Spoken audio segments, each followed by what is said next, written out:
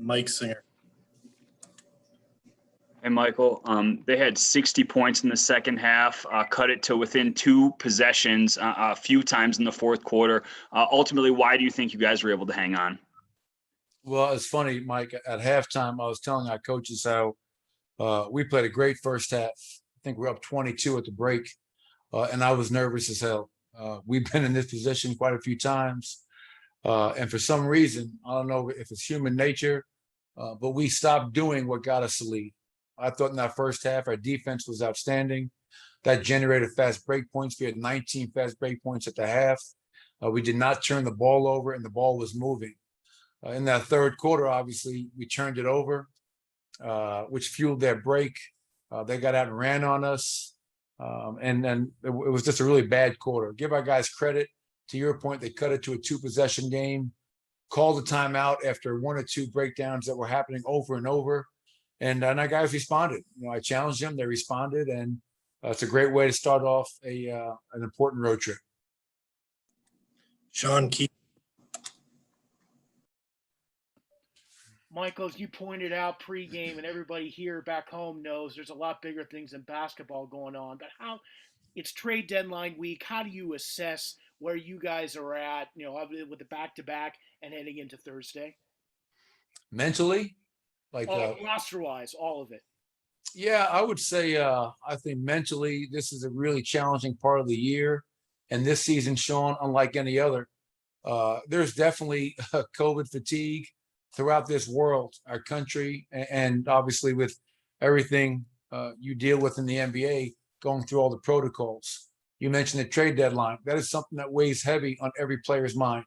I don't care if you've been in the league for 10 years or you're a young player. That is something that always brings some anxiety to each player. So I always look forward to getting through that so I can take a deep breath and settle in for the stretch run. As far as the roster, Tim Connolly, Calvin Booth, our front office, do an outstanding job constantly assessing where we are and, more importantly, where we want to go. And they'll make the changes that they feel are necessary, if they are, to get any players that can maybe help us get there. But, we're playing really good basketball overall, somewhat inconsistent at times, but I think we're 9-2 now in the last 11 games. And we have a really big game tomorrow night in Tampa Bay against the Toronto Raptors. So I'm sure there's a lot of mixed emotions right now. Happy we won, talked about it as a team, about the tragedy in Boulder. I appreciate everybody staying with me before the game. Obviously, I was very emotional about that. And, hopefully our players understand, just the tragedy that happened and what it means for us, because we represent Denver and Boulder is right there with us. So we're still thinking about everybody and hope that Boulder stays strong. Brian Black. Coach, you mentioned 9-2 in the last 11 games, just playing really good basketball overall. This is the time of year where you have to nitpick. This is the time of year where you really got to be honest with yourself about the weaknesses. In a situation where you go from a 22-point lead to an 8-point lead in the third quarter, is that something where you can identify a specific weakness, or is it just basketball is a game of runs? Well, I think it's probably a combination, Ryan. I mean, the game is definitely a game of runs. I know it sounds cliche, but it is true. It's really hard for 48 minutes to just blow somebody out. They're NBA players. They have good players. They're going to make a run at some point. But I think for me, if you look at some of the same situations we've been in this year, whether it was a game at Dallas, whether it was a game at Miami, where we played a great first half, and then we come out and I think we excel. We're playing with a lead. We start playing a little bit more one-on-one. The ball doesn't get moved. And one of the biggest common denominators is turnovers. We give the other team life. I think in that third quarter alone, we had 7 turnovers for 7 points. In the first half, I think we hardly turned the ball over at all. 17 assists to, I think, 4 turnovers. So you always have to understand why you win and why you lose.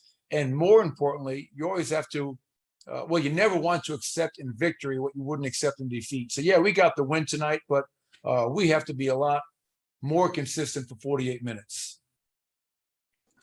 Esteban Abed. Hi, Coach. First, I like to send my condolences for the family victims of Boulder. Thank you, And Esteban.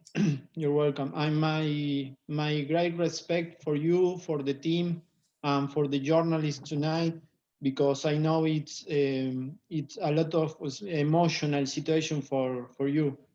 After that, you had the chance to talk with Facu about his new stadium, no new stadium, the name of the stadium yeah, here in Cordoba from yesterday.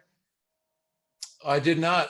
Is there breaking news out of Cordoba? Is there a new arena named after Facundo Campazzo? Yes, the Club Municipal changed the name and put the Facundo Campazzo Stadium in That's honor great. of him. So That's I maravillosa, increíble. That's incredible. Obviously, today was Falco's birthday.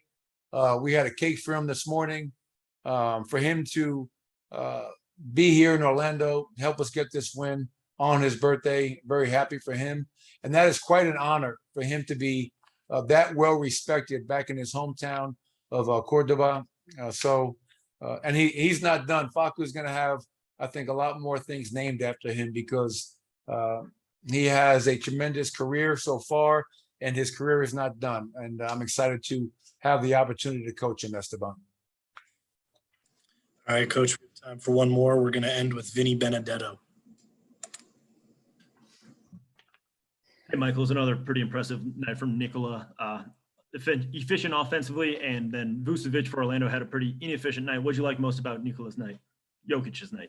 Yeah, thank you for clarifying which Nikola. Yeah, I mean, to your point, Nikola goes out 28, 15, and 10. And when teams make a run, they make it interesting. You know you have a player in Nikola Jokic that you can play through. And we got into the bonus relatively early in that fourth, imploring our guys to play inside out, let Nikola touch it. If they play him one-on-one, pretty good chance he's going to score or get a great look. If they give help, he's going to find the open man. And that's what I love about it. I will say this. I thought I talk about our rebounding all the time, and it's such an important stat for us. It directly correlates to us winning or losing. And for us to out-rebound them 52-37, a plus 15 rebound margin was really a big part of our win tonight. And I think on the season, according to my man Steve Blevins, we're 21-7 when we do not get out-rebounded. So great job on the glass. We have a lot of work to do, and hopefully we can keep this going tomorrow night in Tampa Bay. Thank you for your patience. And once again, Boulder, Colorado, all the families of the victims, you're in our hearts, you're in our thoughts, you're in our prayers. So stay strong, and we'll see you soon. Thank you, Coach.